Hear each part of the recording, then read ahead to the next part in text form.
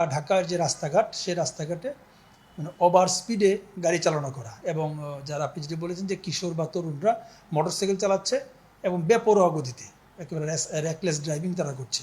তো এটি অনেক আগে থেকেই এই ধরনের কাজ যেন না করে ঢাকা মেট্রোপলিটন পুলিশের পক্ষ থেকে এবং সার্বিকভাবে ট্রাফিক ডিভিশনের পক্ষ থেকে কিন্তু এটি বারবার বলা হচ্ছে যে ওভার স্পিডে কেউ গাড়ি চালাবেন না। এবং আমরা ঢাকা মেট্রোপলিটন পুলিশের যে ক্রাইম ডিভিশন রয়েছে এবং ট্রাফিক ডিভিশন রয়েছে, প্রত্যেকটি ডিভিশনের পক্ষ থেকে আপনি লক্ষ্য করবেন ঢাকা শহরের বিভিন্ন জায়গায় বড় বড় যে রাস্তাগুলি আমরা কিন্তু রোড ব্যারিয়ার দিয়েছি, বিভিন্ন জায়গায় দিতে হচ্ছে। এটি আসলে শুধুমাত্র এই ধরনের ড্রাইভিং যারা করে তারা যেন বেপরোয়া গতিতে গাড়ি চলাচল করতে না পারে, তারা যেন কোনো না কোনো জায়গায় একটু বাধার সম্মুখীন হয়, এই কারণে আমরা দিয়েছি। আমরা জনগণের কথা চিন্তা করে দিয়েছি, ইভেন যারা গাড়ি চালাচ্ছে তাদের কথাও চিন্তা করে দিয়েছি, কারণ জীবন হচ্ছে সবচেয়ে আগে।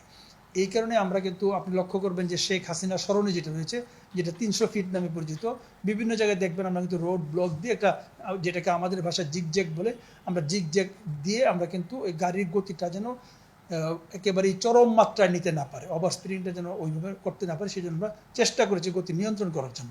পাশাপাশি যে লোকাল যে রাস্তাগুলি রয়েছে সেইগুলিতে কিন্তু আমরা এরকম রোড ব্যারিকেড দিয়ে দিয়েছি, একটু পরপর দিয়েছি, যেন ওভার স্পিডে গাড়ি কেউ চলাচল করতে না পারে, নিজের জীবনকে যেন ঝুঁকির মধ্যে কেউ ফেলতে না পারে। কিন্তু তারপরও লক্ষ্য করা যায় কিছু উচ্ছৃঙ্খল যুবক তারা কিন্তু বেপরোয়া গতিতে এই ফাঁকা রাস্তায় চালিয়ে তারা কিন্তু নিজের জীবনকে এন্ডেঞ্জার্ড করে তুলছে। সো আমরা অবশ্যই আমাদের ট্রাফিক ডিভিশন কাজ করে যাচ্ছে, এই বিষয়টি আমাদের মাথায় রয়েছে। আমাদের ট্রাফিক ডিভিশনের পক্ষ থেকে এই ধরনের ঘটনা পাওয়া মাত্রই, আমি প্রথমেই বলেছি, এই ধরনের শুধুমাত্র আইন প্রয়োগ করে এই ঘটনা নিরসন করা খুবই কষ্টকর, এর জন্য সচেতনতা প্রয়োজন। এখন পরিবারের বাবা মায়েরা, গার্ডিয়ান যারা রয়েছে, তারা যদি এটা ছেলেটা গাড়ি নিয়ে বেরোলো, গাড়ি কোথায় পেলো, গাড়িটা কীভাবে চালাচ্ছে, পরিবারের পক্ষ থেকে যদি তাকে সতর্ক করা না হয়, সচেতন করা না হয়, আমরা স্বল্প সংখ্যক পুলিশ সদস্য, সীমিত জনবল নিয়ে আমাদের সর্বোচ্চ আন্তরিকতা দিয়ে আমরা কিন্তু কাজ করে যাচ্ছি। আমরা কিন্তু ওভার স্পিডিংয়ের পাওয়া মাত্রই আমরা কিন্তু তাদের বিরুদ্ধে মামলা দিচ্ছি, হেলমেট পরিহিত অবস্থা না থাকলে কিন্তু আমরা মামলা দিচ্ছি। কিন্তু আমি আবারও বলছি যে শুধুমাত্র হেলমেট পরিধান করা, মামলা দেওয়া, এইগুলি কিন্তু সমস্যার সমাধান নয়। সমস্যার সমাধান হচ্ছে সচেতনতা, সমস্যার সমাধান হচ্ছে আইনকে মান্য করা। যেহেতু আইনকে মান্য করার সংস্কৃতি এখানে ডেভেলপ করে নাই, যেহেতু পারিবারিক মনিটরিংটা দিন দিন দিন দিন একটু স্লথ হয়ে যাচ্ছে, বা যেটাকে আমি বলবো যে উঠে যাচ্ছে, কাজেই এই যে এই ধরনের বেপরোয়া কিশোররা এই ধরনের কাজকর্ম করবে, কেউ কেউ কোনো কোনো কিশোর মাদক সেবন করছে, কোনো কোনো কিশোর মাদক ব্যবসা করছে, কোনো কোনো কিশোর ওই জমি দখলের কাজে নিয়োজিত হয়ে যাচ্ছে, তারা একটা গ্যাংয়ের সৃষ্টি করছে। আমরা আইন প্রয়োগ করে তাদেরকে ধরছি, কিন্তু এই ধরাটাই তো শেষ না, তাদেরকে সঠিক পথে ফিরিয়ে আনতে হবে। তো সঠিক পথে আজকে যে কিশোর, সে কিন্তু এই বাংলাদেশের জন্য একটি সম্ভাবনা বা নাগরিক হতে পারত। কিন্তু আমরা যদি তাদেরকে প্রচলিত অপরাধীদের মতো ডিলিং করি, তাহলে কিন্তু সে সারা জীবনের মতো একটি সমাজের বোঝা হয়ে যাবে। আমরা চাই না আজকের যে কিশোরটি সে সারা জীবনের জন্য এই সমাজের বোঝা হয়ে থাকুক। আমরা চাই কাউন্সিলিংয়ের মধ্য দিয়ে সে কিন্তু আবার সঠিক লাইনে ফিরে আসুক। আমরা আমাদের জায়গা থেকে কাউন্সিলিং করছি, পরিবারের জায়গা থেকে পরিবারের মনিটরিং এবং কাউন্সিলিং অত্যন্ত বেশি গুরুত্বপূর্ণ।